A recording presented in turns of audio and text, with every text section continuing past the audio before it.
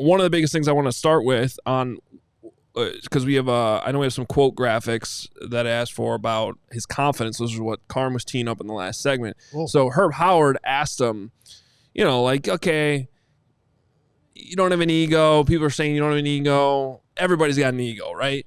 So what about your confidence? Like, I don't know the exact question. Herb did it better than me. But here's the answer. He says, yeah, it's all 3 steps I told you about, which he had just been talking about how he was a quality control coordinator or assistant and then coordinator, right? Quality control, position coach, coordinator. He says, I was the best in every role as far as I'm concerned. That's how I view it, point blank. And I didn't take any shortcuts. I wasn't a former player that was able to accelerate through this.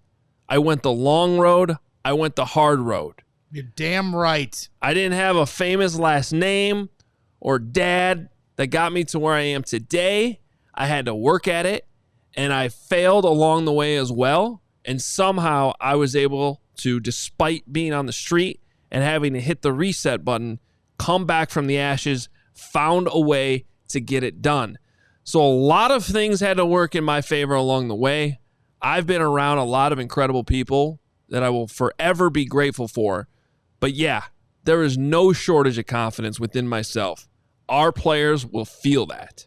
Let's go. I love that ending. Let's go. So, and just in the moment, I mean, just boil down the question to, why do you have the confidence that you think you can be a head coach?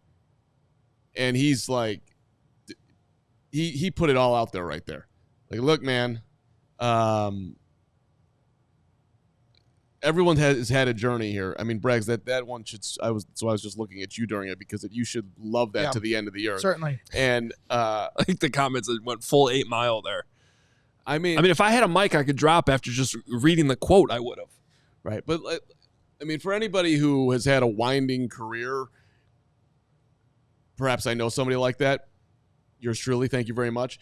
It resonates so beautifully because when you put everything into it, this guy starting in Boston College and then getting into the NFL and then ending up in Miami and then losing his job and being out and having kids. And as he put it, he's like, I should be having the greatest moment of my life right now. I just had my second child. I'm living in the beautiful sunshine of Miami, but I'm out. And I don't know if I'm going to. And he was still getting paid. And he was still getting paid. I don't know if I'm going to be able to get back in. And he had to take a quality control coach gig with the Lions to move himself back up. Matt Patricia, who thought enough of him to give him a chance, and he was willing to take a step back and do it, and then build himself back up to the point now that he's getting paid a lot of money to be the head coach of the Chicago Bears in truly his dream gig.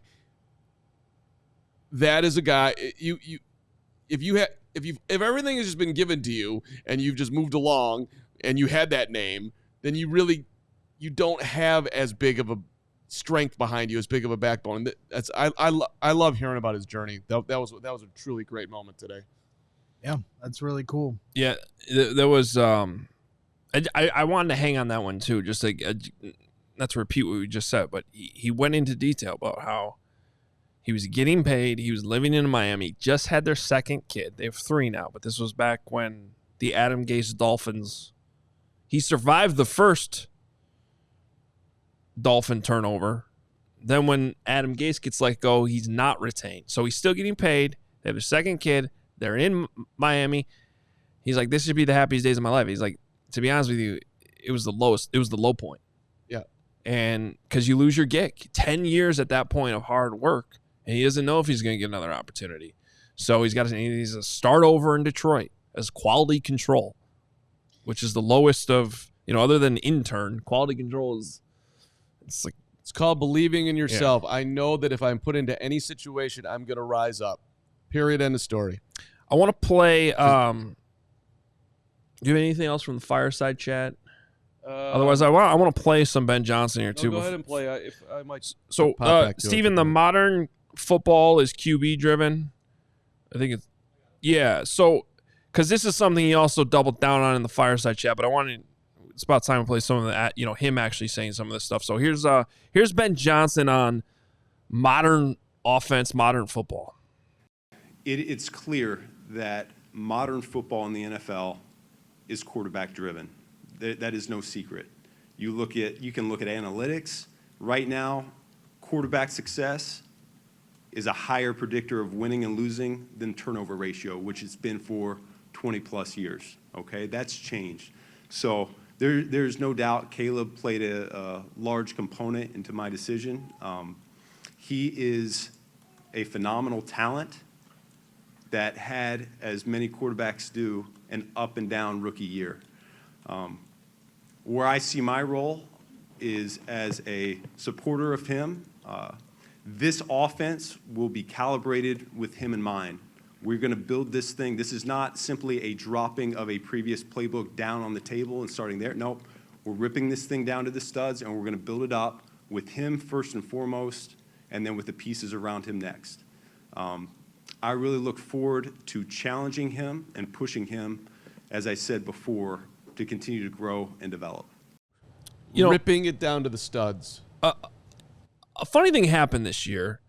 I don't even remember. Do you guys remember off the top of your head the interception streak Caleb had? How many games was that? 9? 10? 10, I think. 10? I want to say 10. He went 10 games without an interception? And then was the last play of the 9. game, too. Maybe it was 9? It was 9, Yeah. because then the 10th loss. The 10th he was- threw yeah. it on the final pick. And how many of those games did the Bears win? None.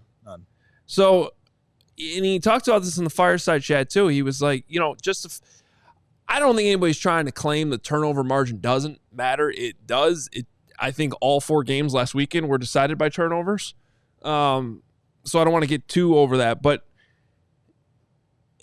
it obviously doesn't come down to just that. Because the last coaching staff preached takeaways, preached turnover margin. They were winning the turnover margin and consistently losing. So it's about scoring points. You don't want to turn the ball over. You do want to take the ball away. But at the top of the list is what he's talking about there. It's about the quarterback. Yep. It's about quarterback play. And I also loved another thing he said later, which was if the play caller likes a play, great. But if the quarterback doesn't, it's not going to go well.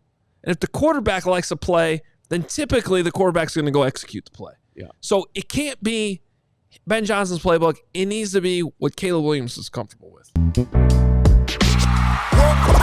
We all silly like the mayor.